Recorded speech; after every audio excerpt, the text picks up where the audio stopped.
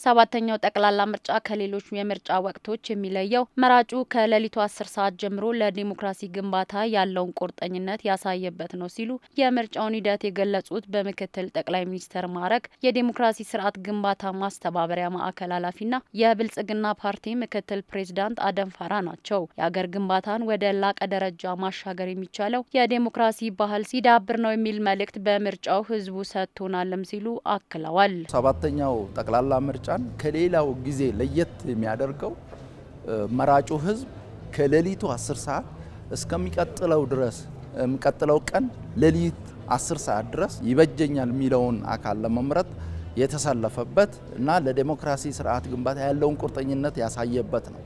ስለዚህ በአጠቃላይ በሂደቱ የተማርነው ጉዳይ ህዝቡ በዲሞክራሲያዊ አኳኋን በራሱ ይሁንታ ሀገርን መምራት ያለበት እሱን መወከል ያለበትን አካል ለመምረጥ እጅግ ቁርጠኛ መሆኑን ትልቅ ጽናት ያለው መሆኑን የሚያሳይ ነው። የሀገር ግንባታን እጅግ ወደ ላቀ ደረጃ ማሸጋገር የሚቻለው የዲሞክራሲ ባህል ሲዳብር ነው የሚል እምነት እንዳለው ህዝቡ በሚገባ አሳይቷል። ህዝቡ በሰባተኛው ጠቅላላ ምርጫ ለዲሞክራሲ ስርዓት መጎልበት ላሳየው ቁርጠኝነትም ፓርቲያቸው ክብርና ምስጋና እንዳለው ተናግረው ፓርቲያቸው በምርጫው አሸናፊ ከሆነ ህዝቡ የጣለበትን አደራ ለመወጣት በከፍተኛ አቅሙ ለመስራት ዝግጁ መሆኑንም ቃል ገብተዋል።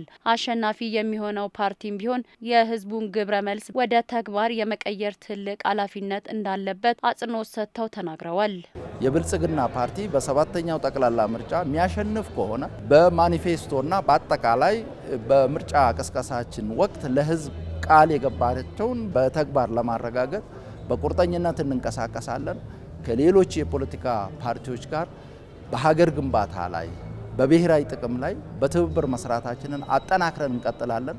በምንሰራቸው ስራዎች ሁሉ ህዝቡን በማሳተፍ በየጊዜው የህዝቡን ግብረ መልስ በመስማት ያንን እንደ ግብዓት ተጠቅመን የእቅድ አካል አድርገን ወደ ተግባር ለመተርጎም በቁርጠኝነት እንንቀሳቀሳለን። አሸናፊው ፓርቲ ትልቅ ሀገራዊ ሸክም የተጣለበት መሆኑን ብልጽግና ፓርቲ በሚገባ ይረዳል። በሰባተኛው ጠቅላላ ምርጫ ከሰፊው መራጭ ህዝብ በተጨማሪ በስኬት እንዲጠናቀቅ በሂደቱ አስተዋጽኦ ላበረከቱ የመገናኛ ብዙኃን፣ የጸጥታና ደህንነት ተቋማት፣ የፖለቲካ ፓርቲዎችን ጨምሮ በሂደቱ የተሳተፉትንም አመስግነዋል። ለመላው የሀገራችን ህዝብ፣ ለጸጥታ አካላት፣ ለሚዲያ ተቋማት፣ ለተፎካካሪ ፖለቲካ ፓርቲዎች በአጠቃላይ በምርጫው ሂደት ተሳትፎ ለነበራቸው አካላት በሙሉ በብልጽግና ፓርቲ እና በራሴ ስም ላቅ ያለ ምስጋና አቀርባለሁ። በተመሳሳይ ምርጫው በሰላም እንዲጠናቀቅ የጸጥታና የደህንነት ተቋማት በቅንጅት መስራታቸውን ያስታወሱት የኢትዮጵያ ፌዴራል ፖሊስ ኮሚሽን ኮሚሽነር ጀነራል ደመላሽ ገብረ ሚካኤል ናቸው። ሰባተኛው ጠቅላላ ምርጫ ሰላማዊ በሆነ መንገድ እንዲካሄድ በሀገር መከላከያ የሚመራ ሁሉም የጸጥታና ደህንነት ተቋማት የተካተቱበት ግብረ ኃይል ተቋቁሞ ሲሰራ መቆየቱንም ኮሚሽነሩ አስታውሰዋል። ዋናው የኛ ግብ የነበረው ምርጫው ሰላማዊ ሆኖ ህዝቡ ምርጫውን በሰላማዊ መንገድ መምረጥ እንዲችል እንደ ሀገር ሰላምን ማረጋገጥ ተልዕኮ ይዘን የሰራ ነው።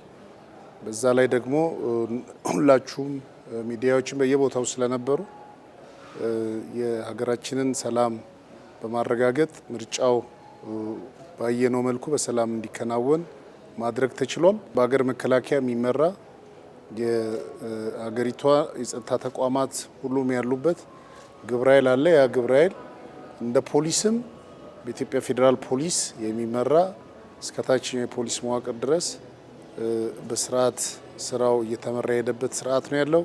ከዛም ውጭ ደግሞ ሌሎች የጸጥታ ተቋማት፣ የደህንነት ተቋማትን በዚህ ውስጥ ተሳትፈው ምርጫው ሰላማዊ ሆኖ እንዲከናወን የበኩላችን ድርሻ ተወጥተናል ማለት ነው። የጸጥታና ደህንነት ጥምረቱ ምርጫው በሰላም እንዲጠናቀቅ ተልዕኮ ነበረው ያሉት ኮሚሽነሩ በዚህም ምርጫውን በሰላም የማድረግ ሂደቱ ተሳክቷል ብለዋል። ከዚህ በተጨማሪ የኢትዮጵያ ፌዴራል ፖሊስ የሀገሪቷን የምርጫ ጣቢያዎች ሁሉ ከማዕከል ሆኖ በቴክኖሎጂ ክትትል ሲያደርግ እንደነበረም አስታውሰዋል። ይህም ኢትዮጵያ ሰባተኛውን ጠቅላላ ምርጫ በሰላም ማጠናቀቋ የደህንነትና ጸጥታ ተቋማትን ጥንካሬና መዘመንን የሚያሳይ ነው ሲሉ ጀነራል ደመላሽ ተናግረዋል። በእኛ በኩል ያደረግነው ከህብረተሰቡ ጋር አንድ ላይ ተቀናይተን ሰላሙን የማረጋገጥ ስራን የሰራ ነው።